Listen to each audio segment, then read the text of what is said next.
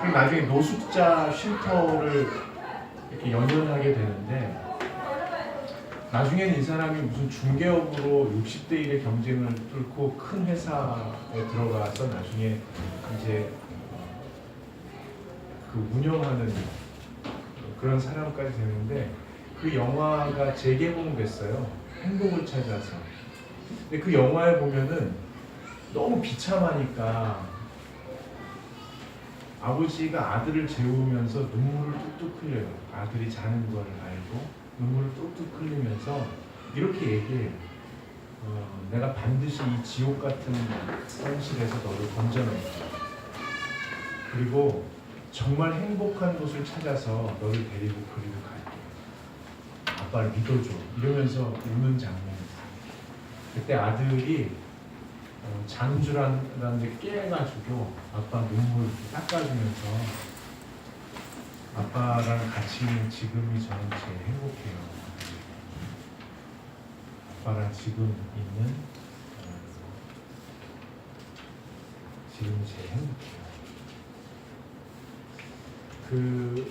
여러분 현실이 어떠신지 모르겠어요. 각각 정말 고단한 일상을 최선을 다해서 가꾸어 가시면서 살고 계신데, 전 그 속에서 하나님 한 분 때문에 여러분의 영혼이 평안을 얻고, 하나님 한 분 계셔서 내가 행복하다는 그 영적인 감각이 깨어나실 수 있기를 축복합니다.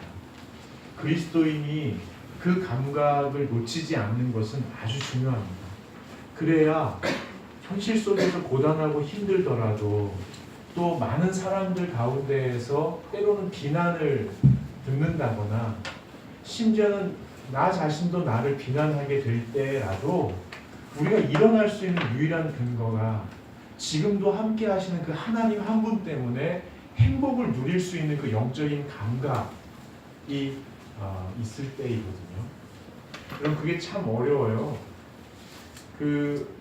후지타 다카노이라는 사람이 있는데요. 이 사람이 일본의 대학 교수인데 인간 복지학을 전공했거든요. 인간 복지에 대해서 가르치는데, 이분이 여러분 읽어보셨는지 모르겠는데 아로노인, 피로노인 2020 이런 책을 쓰셨어요. 근데 이분의 요지가 뭐냐면 이 일본 얘기인데요. 일본 경제 구조 자체가 한 젊은이가 열심히 일해서 국가에서 만든 그 장치인 연금을 붓잖아요. 열심히 일해서 연금을 붓고 정말 성실하게 사는데, 연금 수령할 때가 돼서 연금을 수령하면 그 노인이 돼서 최저 생계를 유지하는 생계비보다 안 나온다는 거예요. 그래서 일본의 노인들 대부분이 하루에 5시간에서 8시간을 주 5일에서 6일을 일해야만 살 수 있는 게 현실이래요. 근데 이분이 얼마 전에, 몇 년 전에 우리나라에 오셨는데 깜짝 놀란 게 한국이 일본을 똑같이 따라간다는 거예요. 그래서 이것을 피할 수는 없대요. 보완해야 된다는 거예요. 연금제도를 보완하고 복지제도를 보완하고 일자리를 보완해서 8시간 일해야 될 분이 6시간만 일할 수 있도록, 5시간 일해야 될 분이 4시간만 일하면서도 살 수 있도록, 아프면 보호를 받을 수 있도록 정부가 책임지고 이것을 해결해 나가야 된다는 거예요. 현실을 인정하고. 근데 한국은 정치와 경제 지도자들이 자기의 구조를 강화하기 위해서 그거에 대한 책임을 안 지고 있다는 거예요. 그러면서 아주 위급한 상황이라고 얘기를 해요. 근데 이분의 결론이 뭐냐면, 보완을 해야 된다는 건 맞는데 그냥 이대로 두니까 한국과 일본뿐만 아니라 전 세계 사람들이 열심히 일해도 죽을 때까지 쉴 수 없는 그 우울감에 빠져 있대요. 열심히 일해도 중심부에서 계속 밀려나는 느낌이 있잖아요. 열심히 일하고 사랑하면서 사는데 잊혀지는 느낌. 우리가 이 현실 속에서 그 느낌을 지울 수가 없다는 거예요. 저는 하나님이 구원하실 줄로 믿습니다. 여러분들이 노년이 되면 저는 그랬으면 좋겠어요. 우리 김현민 선생님 오늘 못 오셨는데 김현민 선생님 꿈이 그거라잖아요. 도시에서 좀 벗어나서 조그만 땅을 하나 얻어가지고 조그만 집을 진 다음에 그냥 거기서 덜 먹고 덜 쓰면서 평생 살면서 이렇게 하나님 앞에 가게 되는 것, 이게 꿈이래요. 저는 여러분들도 다른 꿈이 있는지 잘 모르겠어요. 그런데 그렇게 됐으면 좋겠어요. 이렇게 조그만 땅을 마련하고 아름다운 집을 지은 다음에 가족들과 행복하게 노년을 보내면서 이렇게 하나님 앞에 갈 날을 기다리게 되면 좋겠어요. 그러나 그게 현실화되기까지 우리의 일상이 너무 고단하고 우울할 수 있다는 거예요. 그때 하나님 한 분만으로 행복할 수 있는, 하나님 한 분만으로 내 영이, 내 영적인 자긍심이 좀 일어날 수 있는, 현실과 상황이 어떠하든지 사람들이 우리에게 뭐라고 하든지 간에 하나님 한 분만으로 내 영적인 자긍심이 일어나서 살만 난다. 그래, 한번 해보자. 하나님이 나와 함께 하시니까 하고 부딪힐 수 있는 그런 믿음이 우리에게 날마다 회복될 수 있기를 축복합니다. 여러분, 이스라엘 백성이 스스로 선택한 죄악된 삶으로 말미암아 아시리아하고 바벨론 제국에 강제적으로 점령당하고 나중에 예루살렘을 떠나가지고 노예 생활을 하게 되잖아요. 너무 멀리 떠나서 비참하게 가족들과 다 흩어져서 사는 거예요. 중심부에서 밀려나는 느낌, 소중한 사람에게 잊혀진 느낌, 심지어 하나님에게도 버림받은 느낌 속에서 이스라엘이 살 때 하나님께서 이런 선지서 있잖아요. 이사야, 예레미야, 에스겔, 이런 선지서를 통해서 약속하시는 거예요. 너희가 스스로 선택해서 나를 떠나 강대국에 점령받아 비참한 삶을 살지만 내가 반드시 너희를 구원해서 다시 거룩한 길을 걸어 데리고 와서 예루살렘, 내가 임재한 이 중심에서 영원히 살도록 평안 가운데 인도할 거야 라고 약속하시는 말씀이 이 선지서에 가득해요. 특히 오늘 읽은 말씀은요, 하나님께서 그렇게 말씀하고 계세요. 너희를 건져서 예루살렘으로 데려올 거야. 내가 반드시 그렇게 할 거야. 근데 문제는 뭐냐면 이스라엘 사람들이 하나님의 약속을 믿는데 하나님께서 언젠가 우리를 다시 회복시키셔서 승리하게 하실 것을 믿는데, 그리고 기분 좋은 말씀이 여기 뒤에 보시면은 이 4절에 보시면 이런 말씀도 있어요. 겁내는 자들에게 이르기를 굳세어라, 두려워하지 말라, 보라 너희 하나님이 오사 보복하시며 갚아 주실 것이라. 이 말씀을 읽은 다음에 이 보복이라는 게 별로 안 좋은 단어잖아요. 근데 하나님이 보복해 주시겠대요.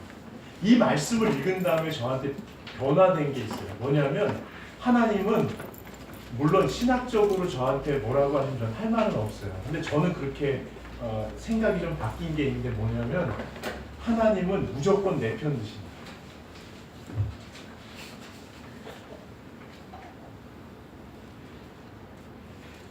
여러분 한 번만 따라해 보실래요? 하나님께서는 무조건 내 편이시다. 다시 한번, 하나님께서는 무조건 내 편이시다. 이게 은근히 기분 좋아요. 무조건 내가 잘못해도 무조건 내 편이신 거예요. 그래서 제가 뭐가 변하기 시작했냐면, 목회자니까 상담을 많이 받잖아요.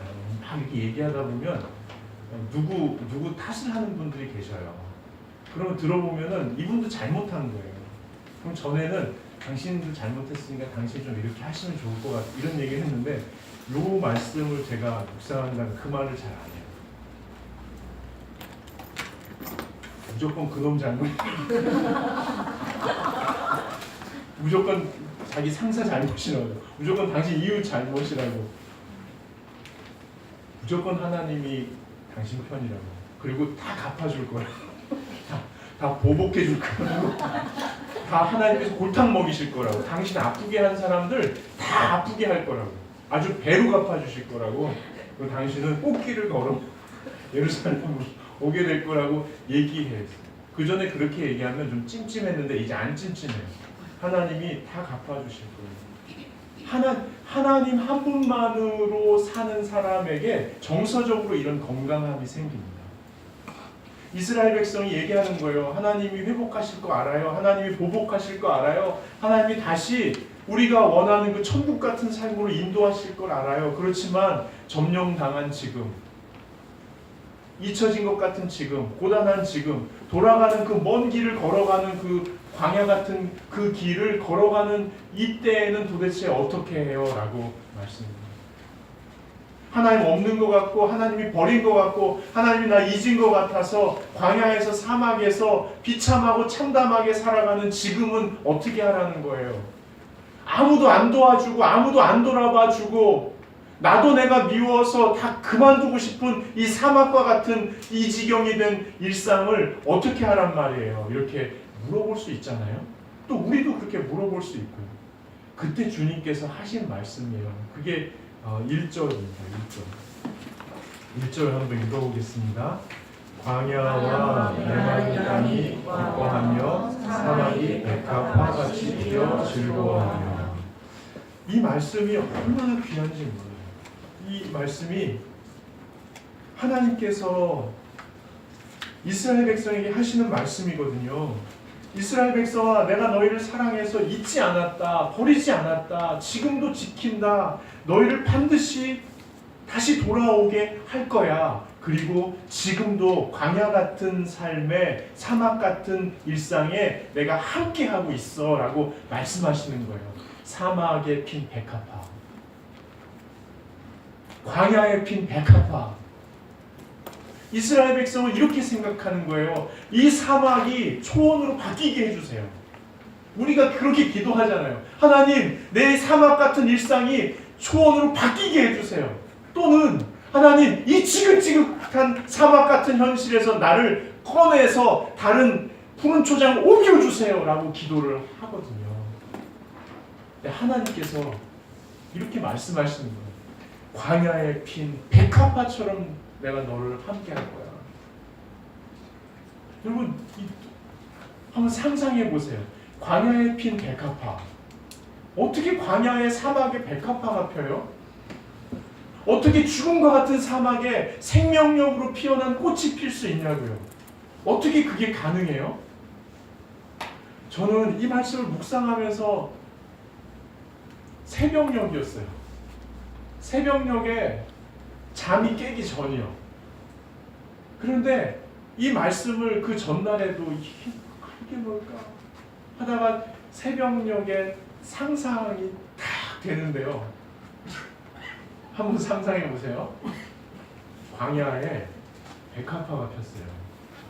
그런데 그 광야 밑에 깊고 넓은 수원이 있는 거예요. 저수지가 있는 거예요. 눈에 안 보이는데 죽음이 점령한 사막 아래에 깊고 넓은 저수지가 있는 거예요. 와! 그리스도인의 삶인 거예요. 하나님이 안 계신 것 같고 보이지도 들리지도 않고 아무도 날 돌아보지 않는데 끊임없이 죽음 경계에 딱 달라붙어서 생명을 공급하는 우리 하나님이 함께 하시는 이 모습을 이렇게 표현하고 있었던 거 아닌가 싶어요. 여러분, 그래서요, 아까 기도했잖아요. 행담내 여러분들이 모았잖아요. 그거를 가지고 그 6분에게 한 4년 됐을 거예요. 매월 저희가 계속 이제 작은 재정을 공급하고 있는데 처음으로 미팅을 시도했어요. 원래 안 하더라고요. 이렇게 이 복지사분이 직접 만남을 허락해 주지 않았거든요. 근데 저희가 하도 그냥 꾸준히 하니까 한번 지혜롭게 만나보라고 허락하셔서 갔는데 그분들의 삶이 어쩌면 광야와 같은 거예요. 정말 평생 최선을 다했는데, 평생 온 힘을 다하여 자녀를 키우고 국가에 세금 내면서 젊은 세대를 위해서 앞길을 열며 여기까지 전쟁 이후에 온 힘을 다하여 살았는데 아무도 돌보지 않는 경제적인 빈곤과 건강의 상실과 관계의 끊어짐 속에 독거노인이 된 상태로 있다면 마치 사막과 같은 거예요. 근데 행담례를 이렇게 건네는데 그게 백합화.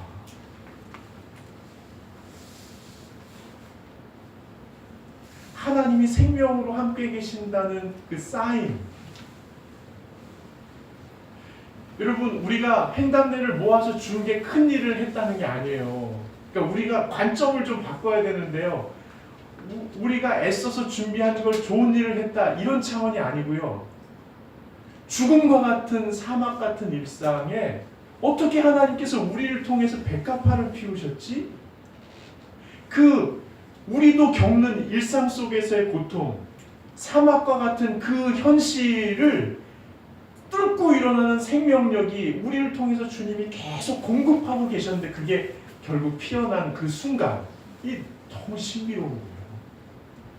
여러분, 아이들이 청소를 안 할 때가 있잖아요. 방이 막 산더미처럼 쌓였을 때가 있잖아요. 그러면 답답하니까 우리가 막 치우기도 하죠. 근데 그건 어릴 때고요. 이제 커가지고 그럴 때는 부모가 기다리잖아요.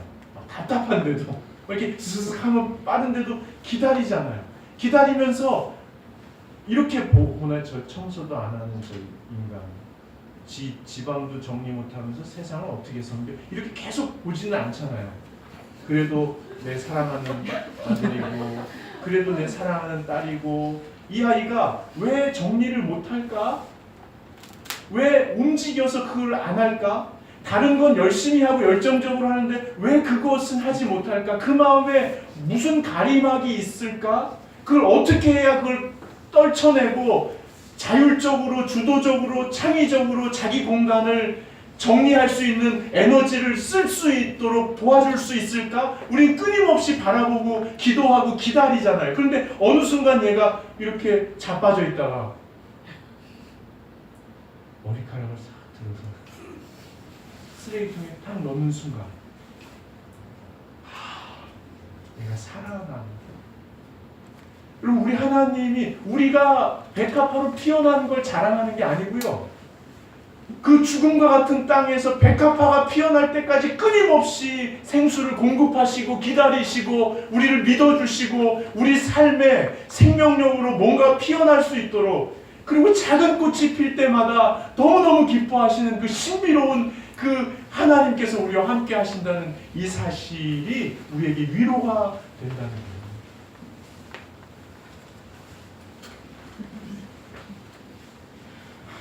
오늘도 좀 흥분하는 것 같아요.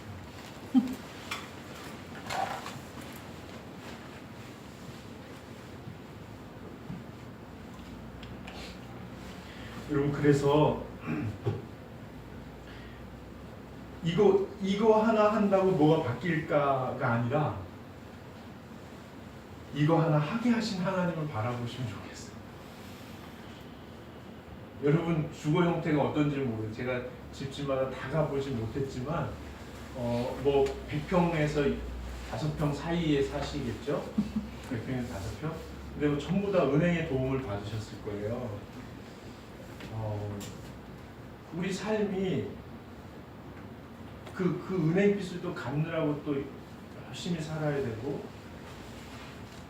그러다 보니까 정말 사랑하며 시간을 보내며 관계를 가꾸면서 꽃을 피워야 하는 가족들 사이에 시간을 보낼 수가 없고, 그리고 스트레스가 되니까 이렇게 관계를 가꾸는 격려하고 축복하고 따뜻한 말보다는 네가 옳으니 내가 옳으니 왜 그러니 하는 그런 얘기들을 주로 시간 날 때마다 하게 되고, 그러면 힘이 없으니까 집을 가꾸지 못하니까 옷도 벗어놓고 설거지도 놔두고 양말도 하고 집에 전등도 안 갈고, 이렇게 하면은 공간과 관계가 마치 사막처럼 느껴질 때가 있어요. 근데 하나님께서 우리와 함께 하시는, 거기서 벗어나고 싶을 때가 있지만 거기 하나님이 함께 하시는 거예요. 그래서 옷을 들어서 걷는 거죠.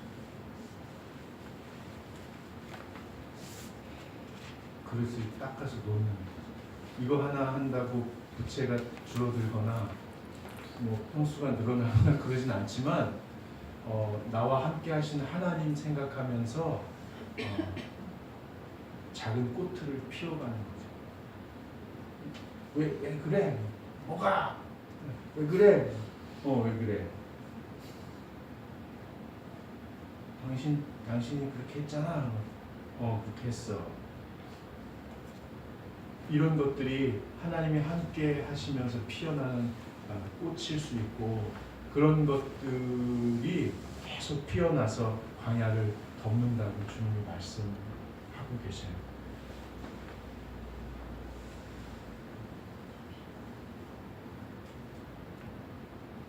집에 일찍 들어가고 남자들도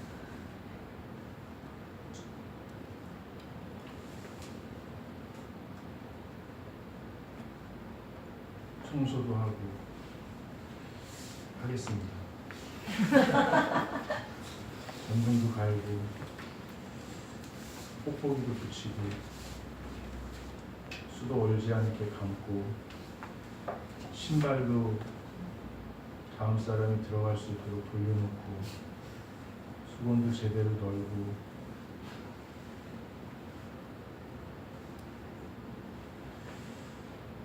아이를 또 사랑으로 바라보고 그렇게 하겠습니다.